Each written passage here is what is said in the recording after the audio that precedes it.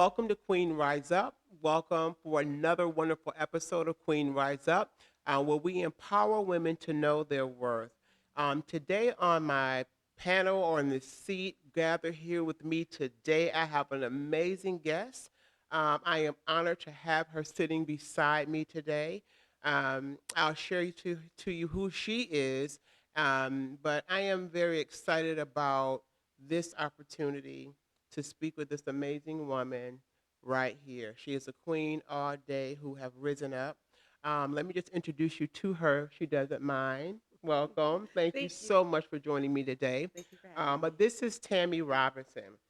She's a native of Niagara Falls, New York.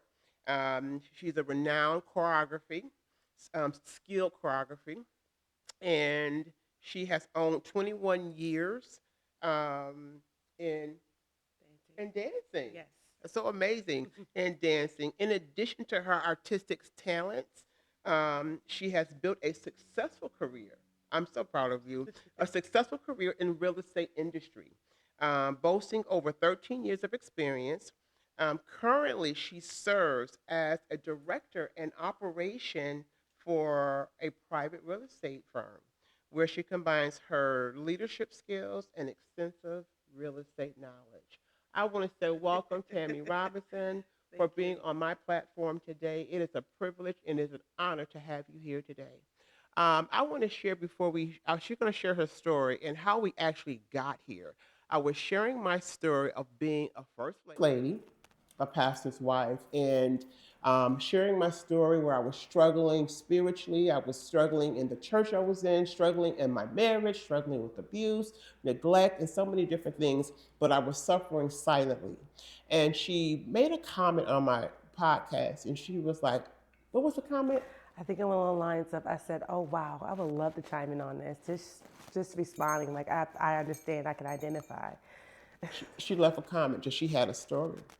And I told her, I text her back and I DM'd her. And I said, I want to hear your story. What is your story? So if you'd like to start, Tammi, just tell me, what is your story? I know my story was like the kind of like the initiator of it, but what is your story? Well, thank you for asking and thank you for having me on your show. I'm very honored. I did not think just leaving a simple comment. I didn't think it was gonna go anywhere. Just responding and like basically, in other words, like I'm reacting like I understand how you feel what you've gone through. Did not think it was gonna lead me into the seat tonight, but I'm honored. So my story is I was a minister's wife for a very long time. I was with him for 10 years, but married about 6 years. So he had me in all of my 20s, majority of my 20s, about 22, 23, or 21, I'm sorry. But divorced by, 30, at 30 actually. But just to try to sum it up as much as possible and get to the meat and potatoes. But I, he was my Prince Charming, so I thought. He was my best friend. We were in college. He's going to get his PhD. He's not from here. He's from, he's originally from the islands, but was living in Toronto. He came over. He was interested going to school. I was going to school. I was living my own. And at the time, I'm a young 20-something-year-old woman. I had my own vehicle, my own house. I'm student loan officer for the Department of Education, so I'm thriving. And during that time, I'm thinking I just met the amazing man. What we He's call him Prince Charming. right, Prince Charming.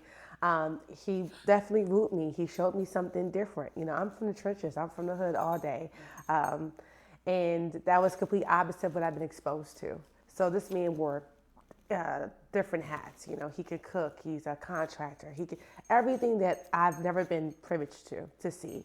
So fast forward, we're dating. He's been a minister in training.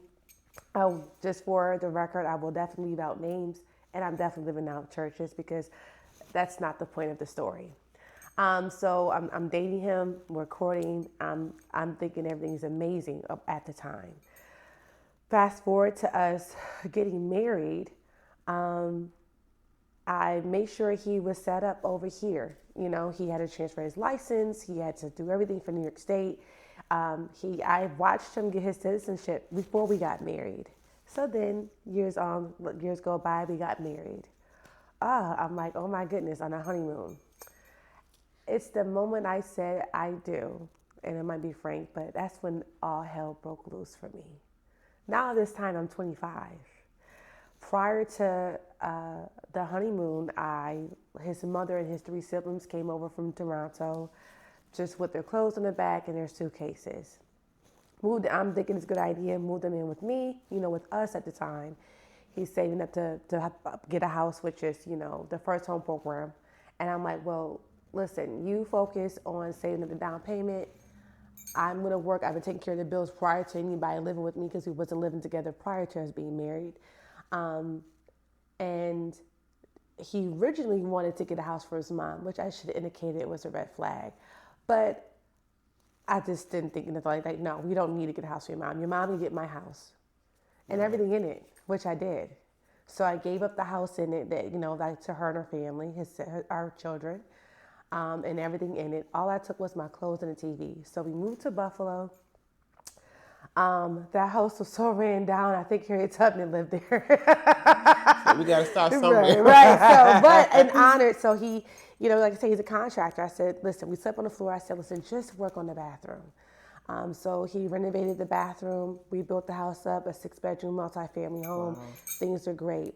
Prior to that, 4 months into our marriage, the man slept with another woman. He came and told me. I'm in the process of that. Here I am. What do I do? I'm 25. I just got married. What do I do? Knowing that here's this minister, the love of my life. I got your mom and your siblings here. And you just came and tell me that you slept with someone else. If I could intercede, yes. How long did you stay when he came with the news or came with the information that you went outside the marriage? I never left. You never left? No, I never left. I endured. I felt like I just got married. I'm stuck in a rock and a hard place. Like I just married you 4 months ago. How was it after that? Because you're living with that. So you're pretty much just suffering in silence. Yes, absolutely. In silence. For many years, because it got worse. And I believe when you go through things like that, you are focusing, you got abuse. It's like mental abuse, emotional abuse, psychological abuse. And it definitely at times got physical.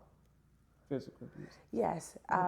What was that moment that you said enough is enough? What was that point or that breaking point that you said, you know what, no more, the silent suffering is enough? What was that point for you? What? Far as, you mean being done with him? Ironically, our marriage ended like acrimony and Diary by a Black Woman is what I tell people. Because after he got what he wanted, like he got his PhD, he was going to be a doctor of research scientist. He abandoned the marriage.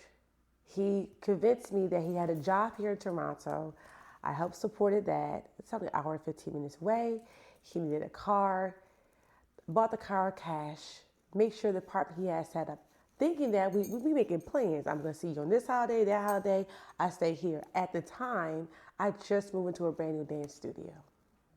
So I couldn't be with him because I just relocated to my second location. And I had to oversee the properties because we had two businesses. I had a dance studio, then we had a real estate company. So we had properties we had to oversee. So he was building a whole nother life. Absolutely. Outside of you. Yes. But you're thinking you were building together. Absolutely. It was never about us. It was always about him. Even if he did anything for me, it never was for me because he's the type of person, he never wants to look bad. Narcissistic people don't. They like the accolades. They don't want their character to be smudged. They don't want to look bad. And they always want to look good. Anything that man ever did for me had nothing to do with Tammi. It had to do with him. So to answer your question, he called around Thanksgiving, 2017 to be exact, and said, hey, I want a divorce. We're no longer compatible. That's what he said to me. And I'm like, what? I'm shocked. I'm distraught. Like, what? You know? He was like, yeah, I want a divorce, no longer compatible. In the midst of all of this, I had no idea that he went behind my back and took some money out the account, and I'm stuck. Like, he ran. He abandoned the marriage and left me to pick up the pieces. not knowing that he wasn't paying the mortgage. It was behind. The mortgage was $650. The bank showed up at my house knowing that we owed $8,000. I paid it. So when I say I went through and I wore a mask throughout those years, I could be arguing with this man on the way to church. You better walk in that building with your, fix your face. Ain't no shedding tears. I can't show something's wrong with me. I wasn't allowed to. So it's like you suffering in silence, quiet. It reminds me of a moment for me as well, where I would have to wear the white hat or the white suit to look apart, but falling apart, and really not having anywhere to go at the same time. Like sitting there suffering with silence, driving in the car, but you're crying in the car. What was the moment that you decided, though? It's this moment where you have to really decide that I need to pick up my pieces and focus on. I think when we come back for this next segment, before I'll go into that part because Yeah. this is Tammi Robinson's story. This is Tammi Robinson's story, and I know that everybody has a story. On our return for the next part of our segment, I just want to dive into how did you recover? How did you come out? When did you say enough was enough? How did you find your resilience? Because there's a part of this process that when everyone has a story where they realize it's time for a new beginning. Absolutely. And I want to hear that part about your new beginning when we come back. But what was it like to be a first lady in a church with no help? I I felt alone. I didn't feel seen. I didn't think no one ever saw me. Like, how am I this bubbly, outgoing person? But you can't see me. I'm dying on the inside. Can't you see me? I'm smiling. I'm laughing with you. The whole 9 yards, but you don't see I'm suffering. Even when we did counseling with our bishops and co pastor, I felt like I was still losing because I wasn't being properly heard. He's a great manipulator. He would take something and twist something. And at the time, mind you, I'm in my 20s. I'm a young lady. I'm not saying I wasn't always articulate, but I wasn't as fluent as I am today the past few years. So I never, by the time I left any of the counseling sessions, I felt defeated. So I feel like I had no way. I felt stuck. I was the yes. I was the yes lady to him. And I would say this as a disclaimer because I'm a first person. I'm a firm believer is that if anybody talks about a situation, you're always constantly talking about someone else and it fails to talk about themselves, I'm accountable for what I allowed because I allowed certain things. And that stems from not knowing who I was and not understanding the magnitude of my value, right? So I allowed certain things. I'm accountable for that. But that's because doesn't mean I deserve all the abuse that I endure, right? So I will say that I'm accountable for what I allow. I should have spoke up on certain things. I didn't, simply for the sake of peace. But when my peace is up against my value, that's a problem. I will fight for that. So just to go back to your original question, I felt alone. No one saw me. I didn't feel heard. I didn't feel seen. And I have mastered, even prior to my marriage, because I come from a big family, I was that child that stayed in her room all the time, that's going to dance to her music and dance in the mirror. So often dealing with myself and suffering inside something is also familiar to me. So it didn't feel abnormal, but it felt like I was still alone and I'm doing things for the sake of Christianity. I know religion very well. I come from church. I'm a church kid. So, and I'm also know what that's like. But I felt like I was doing all that for the sake of Christianity. Wonderful. Well, Tammi, I want to say thank you so much for sharing your story with me. And like I said before, everyone has a story. Even though we may be stuck in cycles that need to be broken and maybe you're afraid to break it or you don't know how to break it, but I'm going to tell you, get some help. Don't be afraid. Come out at no matter how hard it may be, but there's a moment. We're going to take a commercial break, actually. So make sure you join us back. Menthol is not just a flavor. It's a manipulative way for big tobacco to target, attract, and addict Black Americans. Tobacco companies aggressively market menthol products using elements of Black culture, putting more products on shelves in Black communities and making them cheaper. And it's not just an injustice, it's killing us. Smoking-related illnesses are the #1 cause of death in the African American community. Help us fight this injustice at notjustmenthol.org.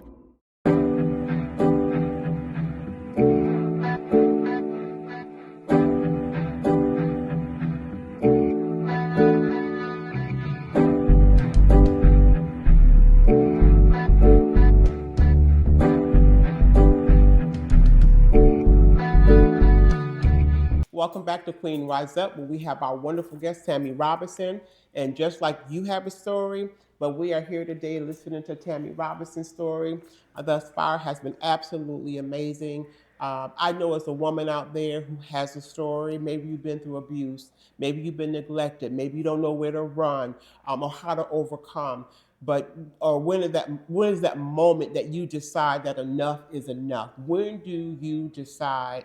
I know we've been talking to Tammi about her story. Absolutely an amazing story, powerful woman, strong woman, even to be here today. I know it took something for her to overcome. And I want to talk a little bit about her personal growth and her spiritual growth in this process, in this journey. If I may ask you, how's your personal growth and your spiritual growth? Um, Well, thank you so much for asking me. Well, to be completely honest with you, my growth has been amazing. My spiritual growth has been phenomenal. I've always been a resilient person. I've always had a relationship with God since I was a little girl. Talk to Him. I remember one time I was like, God, I was a little girl. I was like, God, if you get me out this whipping, He came through. We all had that conversation, right? Right, but many times I have conversations and interacted with Him as a little girl. So I've always had a relationship with Him. My growth, phenomenal. I dated myself for many years after that. I traveled for work as a regional property manager for about maybe 3 to 3.5 years. I took that role and I traveled all over throughout the U.S. to Cali, to Houston, to Florida, to Virginia, to Kentucky, Wow. to Ohio, you name it, I've done it. And during that time, I got to date myself. Just God and me. Took myself out to eat, took myself to dinner. In that process, I got to treat myself well. I can't require to be treated like a queen if I'm not treating myself like that. So I had to. I knew my value. I just didn't know the magnitude of my value. So I started applying it to myself. How can I say I'm a royal priesthood? That's what the Bible says, right? Right. But I actually applied it to myself. So I enjoy taking myself out to eat. I enjoy taking myself out to the movies and going and just traveling by myself. I loved it. I love every bit of it to the point when I started dating again, talking to, people, trying to get to know people. I was able to set my boundaries. Conversations I don't want to talk about, things I don't want to do. No, I don't want to go here. No, I don't like this. I became more vocal. I've always been vocal, but I never vocalized what I want and I did not want for the sake of wanting to make sure I appease someone. Now I realize it's okay to please people with boundaries. I never had that. I wasn't taught that. I love that. What I heard you say, what I really, really love was that you found like self-discovery. Yep. Or refound yourself and found your values and found your worth, but applying those things to your life. Because there's one thing of knowing a thing, and it's different when you have to apply it. But to take those principles and find your identity. Because we give away in abuse, we give our identity away, or we don't know who we are, so we don't set those healthy boundaries. I love how you said you would go to date yourself. I absolutely love going out to eat by myself. I absolutely love going to movies by myself. I absolutely love traveling by myself. I've done it for a very long time, for a few years. And it was amazing. That's something, part of my self-care for myself. And also, I got to a place where I became content. Like, okay, God, if I get married again, I do. If I don't, I don't. If I have kids, great. If I don't, I don't. And then unexpectedly, I met my love. Unexpectedly. patient, kind. He's never angry. He doesn't raise his voice. When I say we don't argue, we don't argue. Very understanding. He knows my story. So I will say, I know I'm going all the No, way, you're not fine. all the You're way doing through, great. but to the point, that's what end up landing me. But I often tell people, you got to date yourself first. Because if you don't know who you are, you really will settle for anything. You will take the bare minimum. And I had to ask myself, why didn't I speak up? During my dating stage, why did I tolerate certain behaviors? Why did I think it was okay? Oh, I know why. Because you couldn't speak up as a kid when your dad was talking to you. So as an adult, you tolerated it from other people. So let me just not allow that to happen. It's okay to say no. It's okay. I don't like that. That bothers me. It hurts me. Please don't do that. Versus enduring, all because I had to endure there. So I had to do that work in myself, the root cause. That's why I say I'm accountable. So if I would have sat my tail still and worked on me prior, some things that I can say in my life and relationship is that there's some storms you can't prevent, right? Because the will of God in your life is just that. But there are some you can't prevent by you just being obedient and being patient and realize your time is just that, your time. So that's my personal growth, how I evolved so much with me and being more self-aware and being more of a logical thinker, making more logical decisions. As women, we are very emotional creatures and we make decisions out of emotions. Never choose on your vulnerability or your hurt and pain. You always choose wrong. So I've learned now who I am today. Please, ain't no match. Hey, no, did you hear that? There is no match. That's one thing about a woman who understands her value and her worth. There's no competitors, there's no competition, because you know what, when you know who you are, Yeah. especially whose you are, Yes. can I tell you, you are a threat across the board. Do you hear me? Tammi, I want to say this to you. I am, because sometimes you can have a story, but you don't have sometimes we don't have the overcoming after the story or after the storm. I am so honored to hear your story, to know how you endured and how you overcame. There's a comment she made when I was speaking with her. Can you just share that tagline, I if said, you will? my tagline is not what happened to you, is what happened for you. Can I just say that again? It's not what happens to you, it's what happens for you. You took what happened to you to use it to elevate you to get to what God had for you. Yes, ma'am. Now, that's not a queen rising up. Listen, I really, really, really am amazed at your story. And I think not every woman, but most women, they don't know how to fight. That's true. They'll sit there and suffer in silence, or don't have an outlet. I've been there. That's why can I tell you, that's why she's really sitting here, because I've been there. I would reach out to the leaders for help before my spouse would get home. They had already called him and told him, I needed you to be confident. I needed you to take this in confidentiality. Right. And so I had no one to really confide in. Or I was confiding in the friends. Come to find out, the friends were really having conversations with them. Right. So I had no safe place. So in the journey, I had to cut everybody off. Yes, ma'am. And probably still to this day, there's probably some offenses, but I had to cut everybody off. Because it was between me, myself, and God. Right. And so you get to that moment. I got to that moment, so I understand. Before I started traveling, I got to my version of rock bottom. I'm like, okay. And the thing is, of me going through my divorce, I lost my father at the same time. He went a divorce November 2017. 3 months later, February 26, 2018, my father passed away. The man that gave me away. So not am I suffering the death of my marriage, the death of my father. He had prostate cancer. And I had a night shift, so I spent the night every night during that. And I'm asking my ex-husband just some type of encouragement, anything. I'm literally, they have a fold-out bed, couch bed, and I got my Bible open. And my father, the 6'4" man, tall, the strongest man I can think of, to now this very thin man that's on a morphine drip because he's aching, knowing that he can pass any time. And I'm reaching out to him for help. And I say he's the most malicious and nasty person I can be. I don't know who that person is. Still don't know who he is.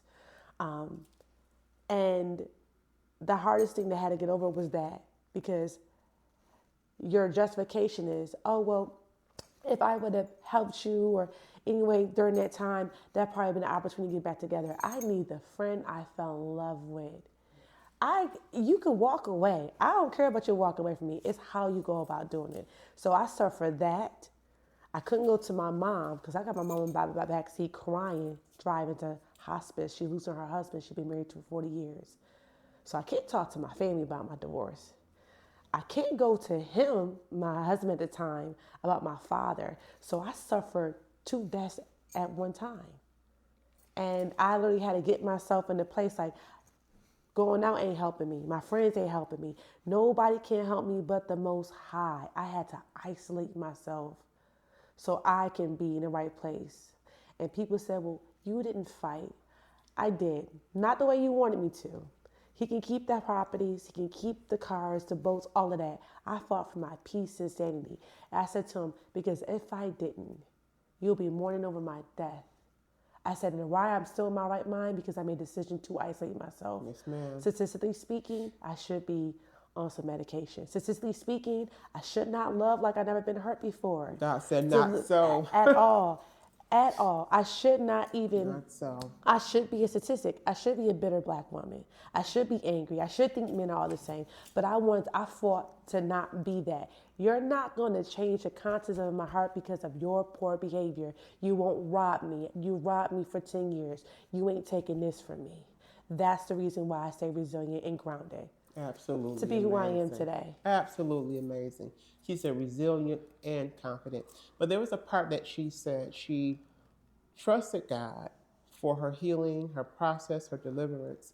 One thing I found out through the journey, Tammy, that is where I start conquering and getting my strength back, is that I put my head down in the Word of God. And that's my honest truth. Same. And I began to speak what God says, that you're the head and not the tail. You are above and not beneath. I kept saying, hold up, wait a minute. Psalms 91. He was like, you are sitting in heavenly places. I said, wait a minute. Mm-hmm. So he began to renew my mind and speak life.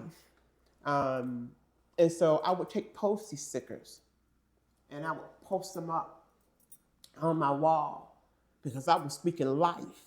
Because I feel like, abandonment, you got rejection and all those things. You say, you couldn't go to them for help. That's rejection. That's abandonment in itself. Mm-hmm. Mentally, emotionally. You might be there physically, but you're not there. No. In those other areas. So only God can fill those gaps. Absolutely. That's the only person that can save me. And even like during my marriage, it made me feel like I wasn't enough. Body shaped me. I can turn my skin inside out. I've been enough for that man. And I realized I've always been enough. You projected your insecurities on me because you wasn't happy with yourself. I've always been enough. You wasn't enough for me. You didn't deserve not one inkling part of me. You should be grateful you were in my presence. I couldn't say that 10 years ago. You should have been honored to have me. Well, we can say it now. Absolutely. Tammi Robinson. I, Chantele C. Ross. I want to say thank you for your story. I want you to just look in that camera and just tell somebody, tell your story. I want to say that you are not alone. Often we feel like we're alone and you're not. Remember, you're worth it. Fight. It's okay. Don't be afraid to feel judged because people are going to say what they want, but you're worth it. Make sure you stand and speak up for yourself. It does not matter because, and remember, you're wanted. You're needed. Don't think for a second you're not. and give yourself some grace. Be patient, be kind to yourself. It's okay. This is not a sprint, it's a marathon. Beautiful. I want if you guys just give it up for Tammi Robinson for joining me on my platform today, right here on Queen Rise Up, for a woman who has endured and overcame and overcoming her story. I don't use the word overcoming, she has overcame. And it's been an honor and a privilege. Don't remember, you can find me on Queen Rise Up on Spotify, TikTok, Facebook. You can find me in all those places. I believe also on as an Apple. Just put in Queen Rise Up, Spotify. You can find me there. Listen, queenriseup.com. Have any questions? You can meet me there. Tammi, thank you for being my guest. Thank It you has for been having such me. an honor and a privilege to have you on my platform. Thank you. You're welcome. Thank you.